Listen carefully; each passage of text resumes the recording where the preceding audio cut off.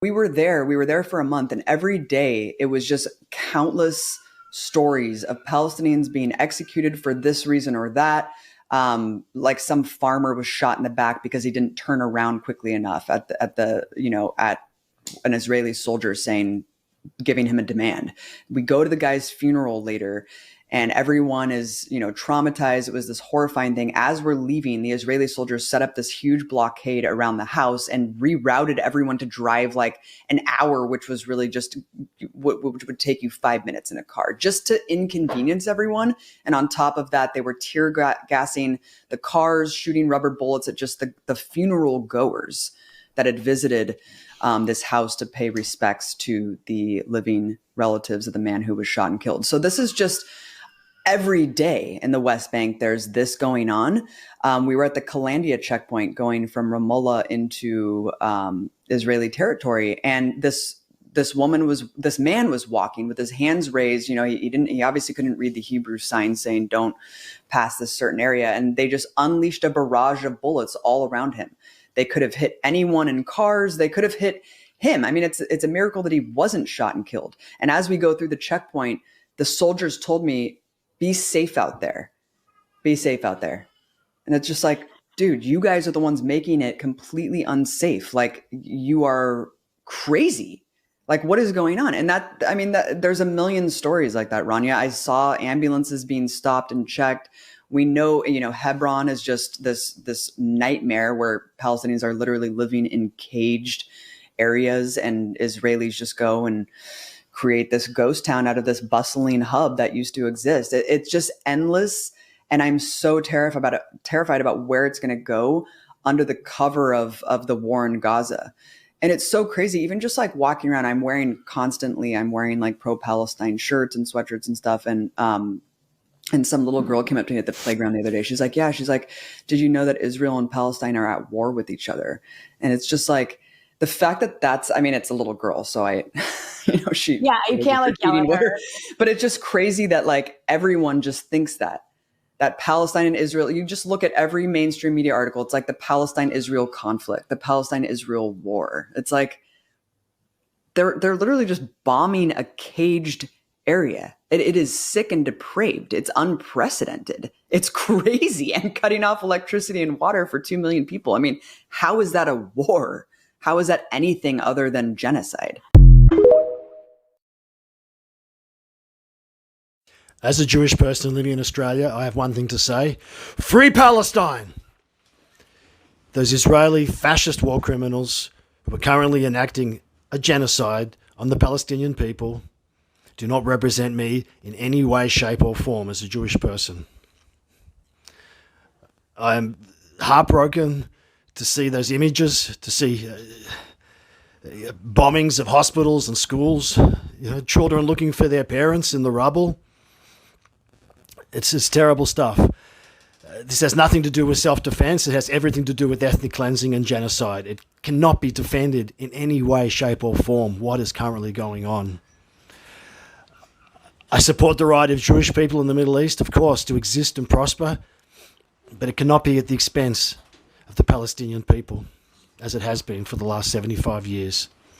I've learned a lot and had my eyes opened about this issue. I've been brainwashed by Zionism for a large part of my life. I lived in Israel even when I was 2 years old. I've been to Zionist camps. I even went to Israel and did a kind of an army training for tourist Jews. And now I see things for how they are. And that is the current faction in Israel, the Likud faction. They're the heirs of the fascists who did the massacres of villages in the Nakba. And now they're trying to finish the job with America's support because the American empire wants to keep its hegemony in the world. And in order to do that, it has to take out Iran, Russia, and China. And let's be real, people. If there was no oil or gas in the Middle East, those American warships wouldn't be sitting there and Israel wouldn't be getting $3 billion worth of aid a year. So that's all I have to say on this. I'm very inspired by all the people coming out in the world for justice, for the Palestinians' freedom, right to live, right to eat, right to drink, right not to be bombed. And I'm very inspired by my fellow Jews who have come out and shown their conscience and stood up for the Palestinians. There's no war but class war, people. And we need a revolution. Free Palestine!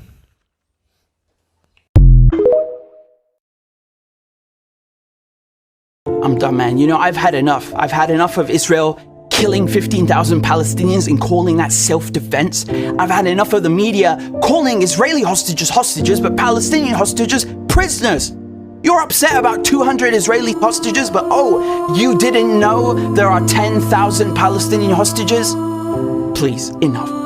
I've had enough of Israel throwing Palestinians in prison without charge, without trial, without even telling them the reason why. I've had enough of Israel bringing up the Holocaust as it carries out a Holocaust against Palestinians. What happened to never again? Or is it never enough? I've had enough of Palestinians being punished for European crimes and Europeans giving away land that ain't theirs to divide. I've had enough of seeing children's bodies blown to bits and parents crying their eyes out, where are my kids? Half of Gaza's population are children. So if you've bombed half the buildings, who are you hitting? Thousands are still under the rubble, all of them missing. Enough of this shit, enough of this killing. I've had enough of spoiled Israeli settlers complaining from their cushy hotels, while Palestinians sleep in the rain with no clothes, no food, and no beds, and Israelis have the nerve to pretend that they are oppressed. Shut your goddamn mouth. Do you know I've lost count how many times Israel have bombed the same refugee camp or the same hospital? Do you need to bomb a UN school 100 times before you've had enough? Israelis driving Palestinians from their homes, another Nakba in plain sight. Taking more land, taking more lives, seems it's never enough. I've had enough of Israelis always playing the victim, even as they victimize Palestinians and commit genocide against them. It's tiring, exhausting, such a bore, and no one is falling for that crap anymore. Israel claims to be the Jewish state, but it's in a state of genocidal mania and doesn't speak for Jews. So many Jews around the world hate Zionism. They've had enough of this too.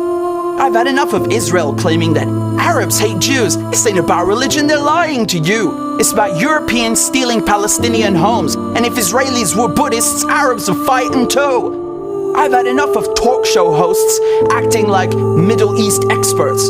Piers Morgan thinks history began on October 7. So the only trick he knows is bark yes Israel then roll and hounds his guests with do you condemn Hamas? No, we condemn Israel in your rubbish program. I've had enough. I've had enough of Americans claiming Hamas are terrorists when Uncle Sam's the biggest terrorist on earth. They want to lecture people about human rights and international law, but when it comes to Israel, they don't give a fuck anymore. Afghanistan, Pakistan, Iraq, Syria, Libya, Somalia, Yemen, Lebanon, those weren't enough. How many people have to die before you wake up? Israel is carrying out a genocide in broad daylight, suffocating the dreams of Gaza's children at night. When will the world put an end to their plight? Jesus Christ, haven't they suffered enough? 15,000 people killed wasn't enough. Dozens of doctors and nurses wasn't enough. Israel killing journalists across the Levant. So many in Gaza went to bed and never woke up. What's your excuse? When are you gonna wake up? You need to find your humanity. Enough is enough.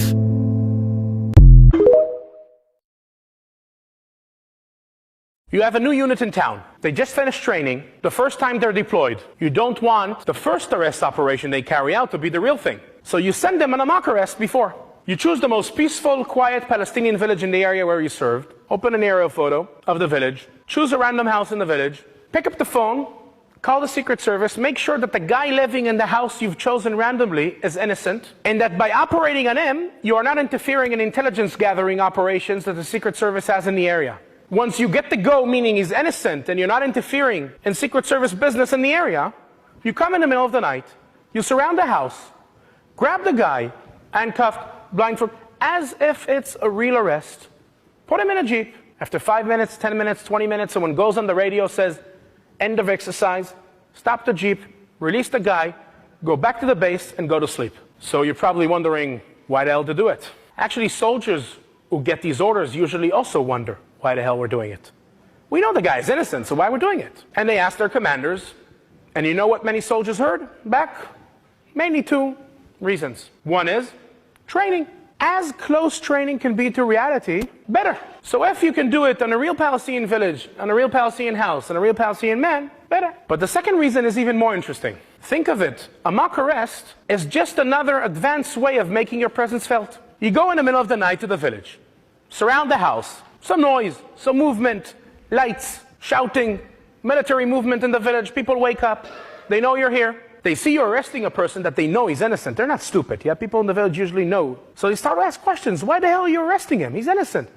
But then they see that you released him. So what the hell is going on here? Arrest, released.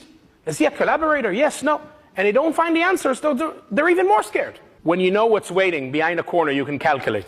When you have no idea what's waiting around the corner, that's when you're really terrified, right? Because when the goal is intimidation, the lack of logic is the perfect logic. Prevention is a reality of constant intimidation of everyone, everywhere, all the time. There is nothing a Palestinian can do in order not to be intimidated.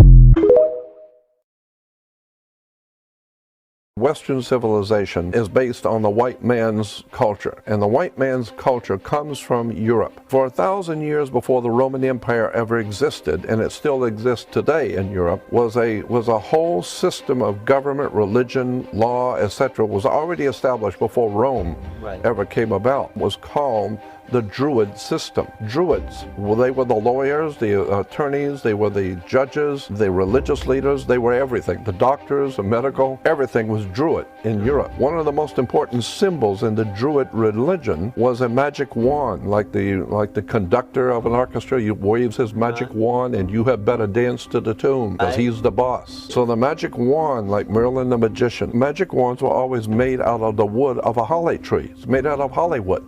So once you understand it's the magic of Hollywood that's orchestrating the whole world to dance to a new tune. Wow. So where does that leave us? It leaves you in a world of trouble. If you are ignorant, ill-informed, and unread, you need to open your mind and discover for the first time that law, courts, education, it's all part of a system. You need to begin to open your mind, understand how the world really works.